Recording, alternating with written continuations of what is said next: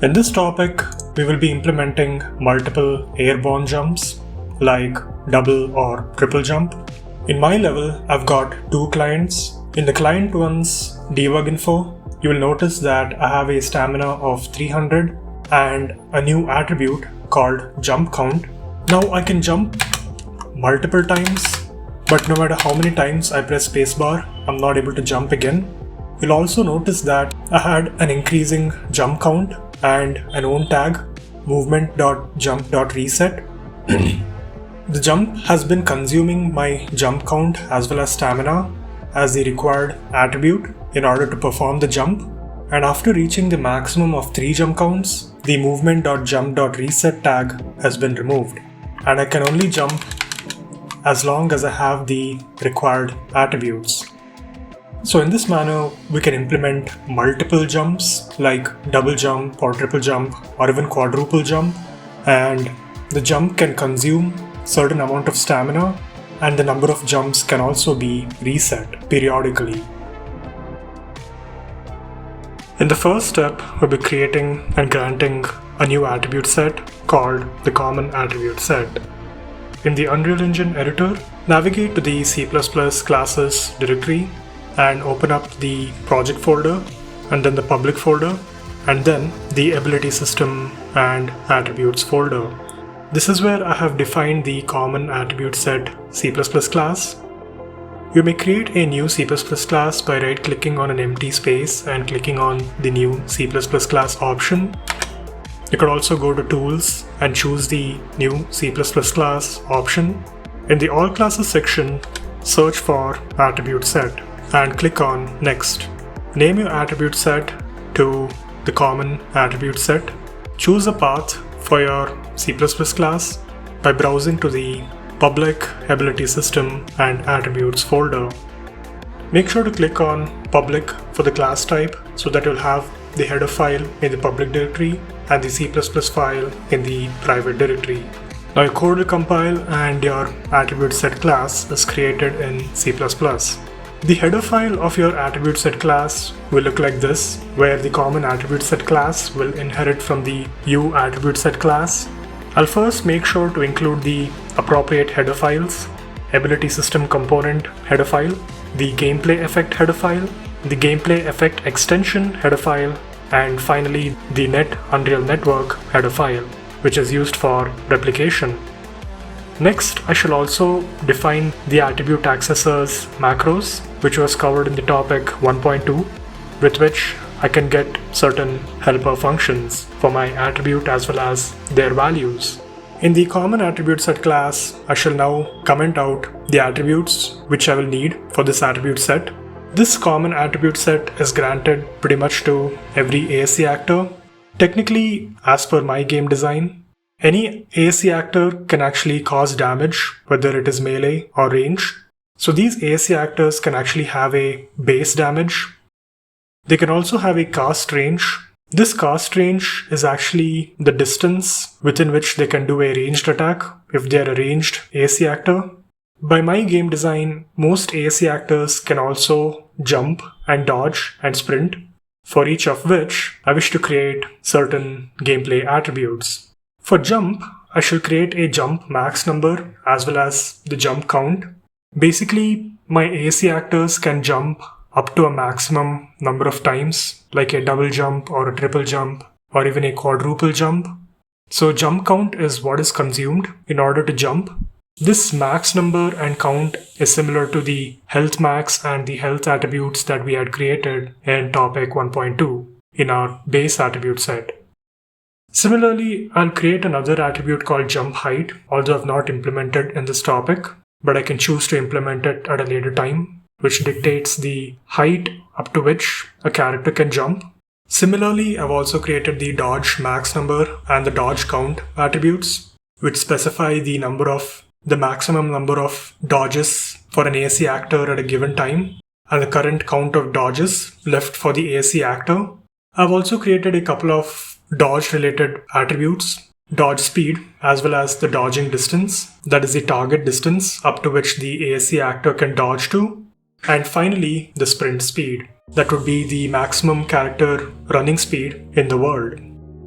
I've created the methods section of this class where I'll declare all of the methods starting with the constructor, and I'll also declare the method getLifetimeReplicated_props, which is not a part of GAS, but rather the Unreal Engine way of specifying lifetime replicated properties and variables. I shall declare my onReplicatedBaseDamage method as a void function with the parameter const fGameplayAttributeData passed by reference, and is the old value of the base damage attribute. This method will also require to be declared using the u function macro. This is part of the GAS boilerplate, and this is required by GAS for their prediction system. Just remember the syntax, and it's pretty much common in every attribute set for replication. Similarly, I shall declare the replication method for the cast range attribute, whose parameter is the old cast range gameplay attribute data. And in this manner, I shall also declare the replication methods for the jump attributes and the dodge attributes. And finally, the replication method for the sprint attribute. In the common attribute set constructor definition, I will initialize the jump max number to a value of 3 using the helper method init jump max number. If this method doesn't reflect in your IntelliSense, then you may have to go to your project directory in your file explorer, right-click on your project directory's uproject file, and click on Generate Visual Studio Project Files and reopen your editor. Similarly, I've initialized the jump count to the same value. I've also initialized the dodge max number and the dodge count attributes using the init attribute accessor method.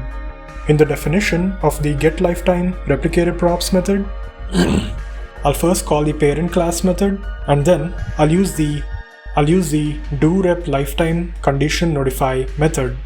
This method is what is used to specify which property of this class is lifetime replicated.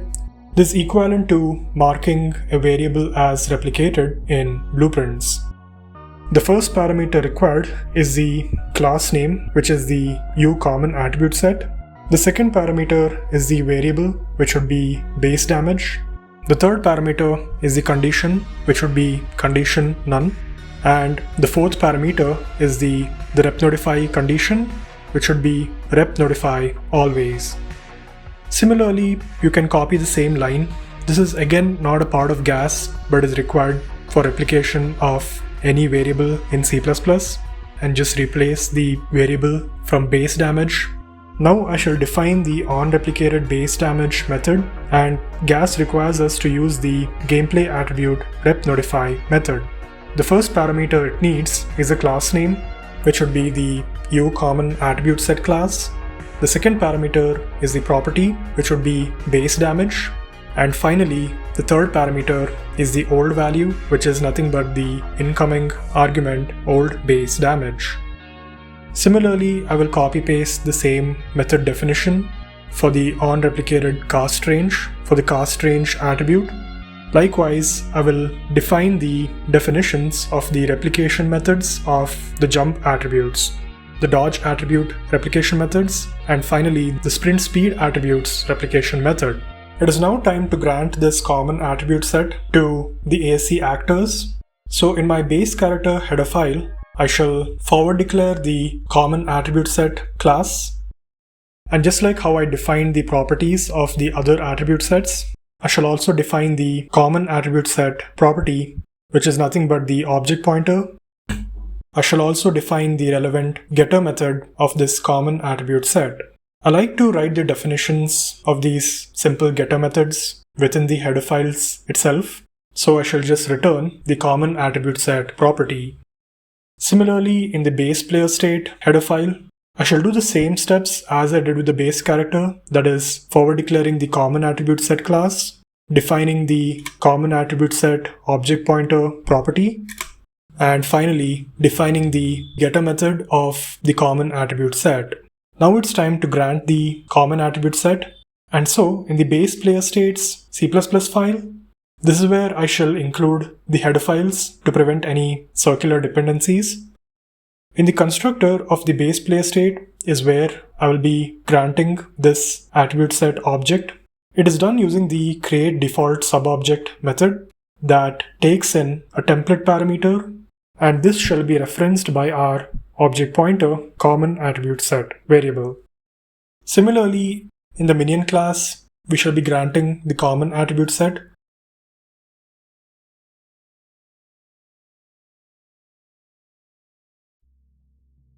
Let's create and implement the gameplay ability jump. So in my ability system's abilities folder, I have already created the gameplay ability jump blueprint ability class. You can also create a new gameplay ability blueprint class by right-clicking on an empty space and choosing the blueprint class. In the all classes, you can search for gameplay ability. I have already created this gameplay ability jump, and let me explain the properties of this class. I have added the tag movement.jump to my ability tags. I've also added combat.block into the block abilities with tag. So technically, I will be blocking abilities containing combat.block ability tags. That is the block ability itself when I'm jumping. In the advanced categories instancing policy, I've set it to be instanced per actor, and I've also provided a cost gameplay effect called GE jump cost. So technically, a cost for an ability is nothing but a gameplay effect. Usually this gameplay effect is instant. This jump cost gameplay effect will modify two attributes. I shall consume stamina of 50. The other modifier will be the jump count. Technically, I wish to consume a jump count when I jump as this ability's cost, and so I shall add a value of -1 to this. But as you can see, I've added a value of -0.1. This is because we don't have a functionality in Blueprint editors to actually convert this value to an integer. So our program should be so robust that it can deal with such cases where a game designer might accidentally add a negative float number, which is not an integer. So for now, let me leave this as -0.1. So to summarize, as a cost, I'll be consuming -0.1 from the jump count attribute and -50 value from the stamina attribute. It's like applying an instant gameplay effect itself. So let me now explain the methodology of the gameplay ability jump. It primarily involves two operations, that is to perform jump and launch the character, and secondly, to immediately end the ability, so that we can recast jump while we are in midair. So this launching operation has been done using the character object's launch character method, although there is a helpful function in the character class called jump. But launch character seems better because it allows us to launch using a particular vector and gives us control along the Z or the XY axes. So technically, to summarize, I will get the avatar actor from the actor info. I will get this actor's forward vector. The forward vector is a unit vector for which I will multiply a value of 60. So this will just determine the forward launching speed. From this forward vector, I'll extract only the X and Y axes. And for the Z axis, I shall hardcode a number of 600. So technically, the character will be launched at a velocity of 600 along the Z or the up axis, and at a velocity of 60 along its forward vector direction. If you wish to, you could get the attribute jump height and use that for the Z axis value. I shall also use the commit ability cost of the gameplay ability class. Commit ability means to apply its costs or cooldowns, and commit ability costs will now apply the cost gameplay effect. I've also added the code for applying the jump increment effect, but I shall not utilize this effect at this point, so I shall not connect this node. And finally, after launching the character and committing the ability cost, I shall end this ability. So in my pawn folder, in the Blueprint Hero class, I shall search for the ability system category. In here, I had already granted two abilities, and I shall add the third ability in the initial ability container property. So the ability slot I'll be using is movement.jump tag, and its value, which accepts a gameplay ability class, will be the gameplay ability jump. And now I shall compile the code and attempt to invoke this ability, which will be done in my player controller. So in the base player controller blueprint class, I've invoked this jump ability in a movement block of code. Technically, I've compartmentalized my ability invocations. So I've separated out the combat abilities in the combat comment, which for now includes only the left mouse button for the melee and the right mouse button for block. And in the movement comment, I'll be using the debug key spacebar. Firstly, I shall get the control pawn of this player controller and attempt to cast it to the base character. If the cast is a success, I shall get its initial ability container. From this initial ability container, I shall find the ability slot movement.jump. If this slot has been found, I shall then be able to use the ability class. I shall get the ability system component from my base character and I shall call its method tryActivateAbilityBy by class and pass the ability class value from the initial ability container at the slot movement.jump. Now when I play my level and show you the debug information of one of the clients, you can notice that I have a stamina of 300 and a jump count of 3. Now I can jump as many times as I'd like. I have jumped about 6 times and consumed 50 stamina during each jump. I could not jump when my stamina came down to 0 or less than 50. So because my stamina is now 0, I cannot jump any further, and my jump count has also dropped to 2.4 because I consumed minus 0.1 value for the jump count. So in this manner, since the stamina has been clamped between 0 and the maximum value of 300, Gas understands that because of our clamping operation, that is the limit of this attribute's cost. We will now be incrementing the number of jumps using a gameplay effect. I've stored my jumps gameplay effects in the ability system effects and the jump folder. I'm using this gameplay effect jump increment to increment the number of jump counts. Basically, it's an infinite effect, that is, it linger on the target ASC actor until removed manually. It shall add a value of 1 to the attribute jump count. It shall not execute on application, rather after a delay of 5 seconds. For this example, I shall use a value of 3 seconds. Thirdly, I'll also be granting a gameplay tag to the target ASC actor, and that would be the movement.jump.reset. So I've created a new file called tags movement.json in the tags directory in this project's root folder, and the JSON file is an array of 2 JavaScript objects. The first object is the movement.jump.reset tag, and the second object is the movement.sprint tag. I have also removed the combat.jump.reset from the tags combat JSON file from one of the previous commits. So in order to bring this tag to my project, in the model folder, I've created a data table of gameplay tags called gameplay tags movement. In this empty data table, you can choose the re-import button to choose your JSON file. But I like to add that source file in the data table details panel in the source file property. Click on the browse button and I shall navigate to my project's root directory and tags folder, where I have my newly created tags movement JSON file. Click on open and now you've added your source file.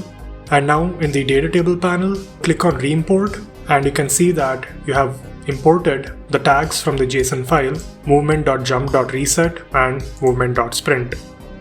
You'll now have to add these tags into your project. In the edit menu, choose project settings, go to the gameplay tags section, and in the gameplay tag table list, you can choose the add element and add your gameplay tag data table. I've already added my gameplay tag movement, and now it reflects the movement gameplay tags in the gameplay tag list. So after adding the gameplay tag I wish to grant, I will also make sure to aggregate this by source, which you learned in topic 1.3 on gameplay effects. The max stack of this effect will be 1. I'll make sure to never refresh the stack duration or the stack period. And now in my gameplay ability jump, as soon as I commit the cost of this ability, I shall apply the jump increment effect. I shall call the apply gameplay effect to self and choose the gameplay effect jump increment. I shall connect these nodes to the sequence node and compile. And now in my level, if I jump multiple times, you can see that the movement.jump.reset effect has been applied only once, and every 3 seconds I'm having an increment of a value 1 into my jump count attribute. But as you can see, the jump count is exceeding the maximum number of jumps, that is 3. So we shall now learn how to clamp the jump count between 0 and the maximum. In your preferred C++ IDE, in the common attribute set header file, I shall override the method pre-attribute change of the parameters attribute and a new float value, and another method, the post gameplay effect execute, as we did in topic 1.3. These methods are virtual overridable methods from the parent attribute set class. This is where you can copy the declarations from. In the pre-attribute change definition, I shall validate if the incoming attribute change is for the attribute jump count using an if statement. If attribute equals get jump count attribute. Technically, I shall use the clamp method from the fmath class to clamp the new value between 0 and the maximum. The first parameter is the value itself, which will be the incoming new value. The second value is the minimum value, which is 0. And the third value is the maximum, which is the jump max number attribute. And I shall use the attribute accessor method get jump max number. For the new value, I should also use the floor value. That is, if a game designer or somewhere in your code you have a float value, you need to operate only with an integral value. So we shall use the floor value of the incoming new value. Floor means between 2 and 3, the floor of 2.5 will be 2, the floor of 2.8 will be 2, and any decimal number after 2 will actually be 2. Whereas the ceiling is 3, that is, the ceiling of 2.1 or 2.2 or even 2.3 is actually 3. So if someone decrements by 0.1, the floor of 3 minus 0.1, that is the floor of 2.9, is actually 2. So I shall use the method from the fmath class floor to float and use the new value as the parameter. So now decrementing the jump count by 0.1 would mean reducing from 3 to 2.9, and the 2.9 will be converted to its floor value 2, which will be clamped between 0 and the max number. And this method requires modifying the incoming new value parameter passed by reference. And so I shall use this clamped value and set it to the new value parameter. In the similar manner, I shall copy paste the same code and clamp the dodge count within the dodge max number. So technically, any decrementing new value will be floored to its lower integral value. So now, I shall do the same in the post gameplay effect execute definition. I shall use the data parameter, which packages a lot of information on the current gameplay effect being operated on. Inside of the evaluated data property, I have a lot more packaged data, and I shall use the attribute property to validate if the current gameplay effect is actually operating on the jump count attribute. In this block of code, I shall set the jump count, which accepts a float value. This float value will be nothing but the clamp, as I did in the previous step. So this clamp method will return the clamped value of the jump count that has been set after the gameplay's effect execution using the get jump count attribute accessor helper method, the minimum value being 0 and the maximum value being the jump max number. This jump count attribute will be further operated to get the floor value as we did in the previous step. And in this manner, jump count has been clamped between 0 and the max number. So now, build and compile your code. So now, in my level, in one of the clients, if I attempt to jump more than 3 times, no matter how many times, I could only jump 3 times because my jump count has now been clamped to 0. And you'll also notice that the minus 0.1 has now actually consumed an entire 1.0 float value. That is an integral value of 1 for the jump count. Also, I still have the movement.jump.reset tag lingering on this ASC actor, which means the jump increment effect still exists. In this step, we'll learn how to remove a gameplay effect in C++ when it's not needed. So we can use the remove active gameplay effect by source effect of the ability system component class. This method will require a gameplay effect class and will remove all or some of the active gameplay effects of that effect class. So in the post gameplay effect execute method of the common attribute set class, soon after setting the jump count while evaluating the jump count attribute, we shall remove the jump increment effect if the jump count is equal to or greater than the max jump number. So using an if statement, I shall validate to see if the current jump count is greater than or equal to the jump max number, both of which is got using the attribute accessor methods. And I shall also validate the data's effect specs definition. So within this if statement, I shall get the ability system component of the owning actor of this attribute set, and I shall call this ASC's method remove active gameplay effect by source effect. The first parameter being the effect class, which is packaged in the data's effect spec properties definition property, the data's effect specs definition property, and from this effect spec definition, we can get the effect class using the getClass method. The second parameter will be the instigator ability system component, which is again obtained using the getOwning ability system component. Similarly, I've copied the above lines to implement the same for my dodge attribute. I've replaced my jumps with dodge, and this shall work the same way, where not only is the dodge attribute clamped within 0 and the dodge max number, we shall also remove any dodge increment effect if the dodge count exceeds the dodge max number. And now you may build your project. After your code has been compiled and your project has been built, in the editor, you may now play your level. In my level, in one of the clients, I shall attempt to jump multiple times. You can notice that as my jump count incremented to 3, the movement.jump.reset tag was removed, meaning jump increment effect has also been removed. So this will allow me to jump again as long as I have the required resources. And again, after being applied, the jump increment effect will be removed if my jump count becomes equal to my jump max number.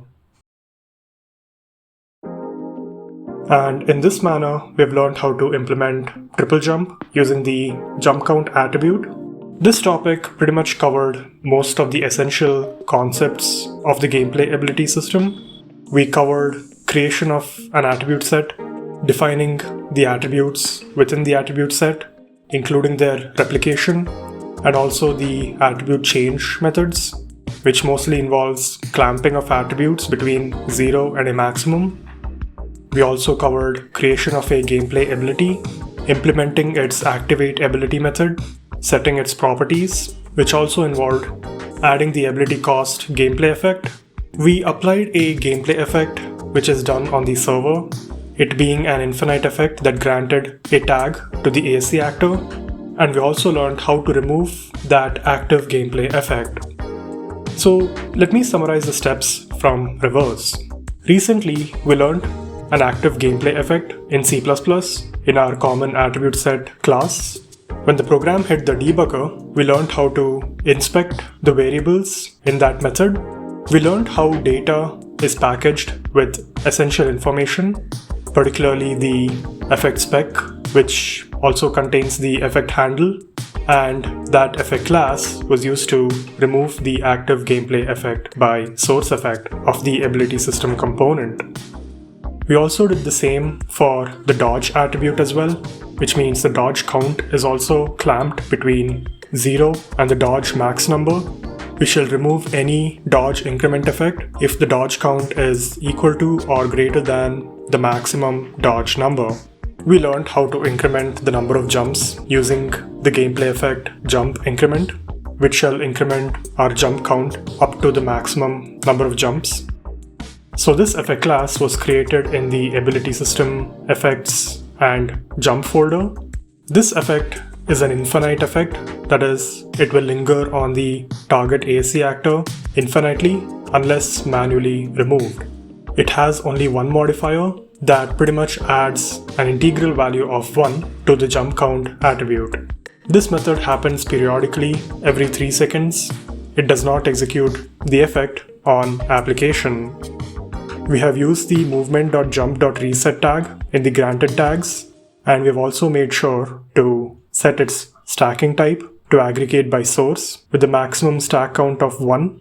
This movement.jump.reset tag has been added to our project in the project settings gameplay tags section and in the gameplay tag table list, which contains the data table gameplay tags movement. This data table has been created in the model folder, and this data table shall contain all of my movement tags, including movement.sprint. This data table has imported tags from an external JSON source file, which is placed in my project's root directory's tags folder. Since a gameplay ability runs on the owning client as well as the server applies this jump increment gameplay effect. And we ended the step by learning how to clamp the jump count within 0 and the jump max number in the methods pre-attribute change and post-gameplay effect execute. The post-gameplay effect execute involved setting the jump count using the setJumpCount attribute accessor helper method. We use the fmath clamp method, and we also use the fmath class's floor to float method to use the floor value of the current jump count. This means no matter what decimal value the jump count is, we shall always be operating on its previous integral value. So the floor of 2.2, 2.5, and maybe 2.7 is always 2.0. And the same clamping has been done using the floor value in the pre-attribute change method, although this method requires us to set the value of the incoming new value parameter that has been passed by reference. And we have also made sure to clamp the dodge count attribute. In the second step, we learned how to create and implement the gameplay ability jump with the ability cost. This ability has been created in the ability system and the abilities folder. We set the properties of this class, making sure that this ability is instanced per actor. We also used a gameplay effect for the ability cost, which is stored in the ability system effects and jump folder. This gameplay effect cost is instant and operates on 2 attributes. I shall consume a stamina of 50 value, which means adding minus 50 to the stamina, and I shall also consume a jump count. Although I wish to consume an integral value, using the floor value in C++ will be able to handle errors where I may get a decimal value in the gameplay effect modifier. So this makes your code more robust and can handle such cases. We implemented the jump ability in the activate ability event. The first step involved using the launch character method from the character object, which has been casted from the avatar actor. This launch character gives us more control of the jump height along the z-axis and also the forward and the right vectors jump force to propel the character slightly forward. Next, the ability cost has been committed using the commit ability cost method, which only happens in the server. Thirdly, we applied the jump increment effect as soon as the character is launched. So this effect happens whenever jump has been invoked. And finally, as with all abilities, we should call the end ability method, which can allow us to call this ability again. And in the first step, we had created the common attribute set class, wherein we included the essential header files comprising of the ability system component, gameplay effect extension, which is what contains the effect mod callback data, and the net Unreal Network header files. We defined the attribute accessors macros, which helps us get the appropriate getter and setter and initer methods of any attribute. We planned on what attributes we wish to define in this attribute set, and we defined these attribute sets, which are of the type fGameplay attribute data. We replicated all of these abilities using their corresponding replication methods. In the methods, we defined the constructor of this attribute set class, and like in all attribute sets constructors, we initialized the attributes values using the init attribute accessor method. We also defined the getLifetimeReplicated_props method, which is not a part of GAS, but is the Unreal Engine's C++ way of specifying certain properties to be lifetime replicated.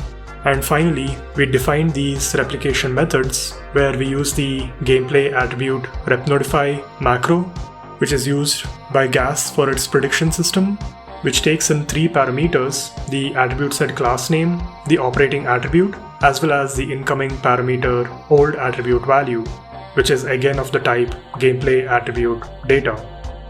We granted this attribute set, which is usually done in the constructor of an actor. The C++ class is where I include header files. The common attribute set has been granted alongside the other attribute sets using the createDefaultSubObject method, which is a template method that takes in the template parameter uCommonAttributeSet class. This object is being referenced by the common attribute set variable, and this attribute set has been granted in the similar manner in the base player state constructor. In the base player state's header file, we created the variable common attribute set, which is the object pointer of the common attribute set class, and created its relevant getter method that returns this object pointer variable, and the same has been done in the base characters header file. And in the very first step, we had created this attribute set in the C++ directories, project folders, public folders, ability system, and attributes folder, which has been created alongside its other attribute set classes. So, thank you for watching this video. Hope it was helpful and fun. We'll be seeing you in the next one, and happy learning.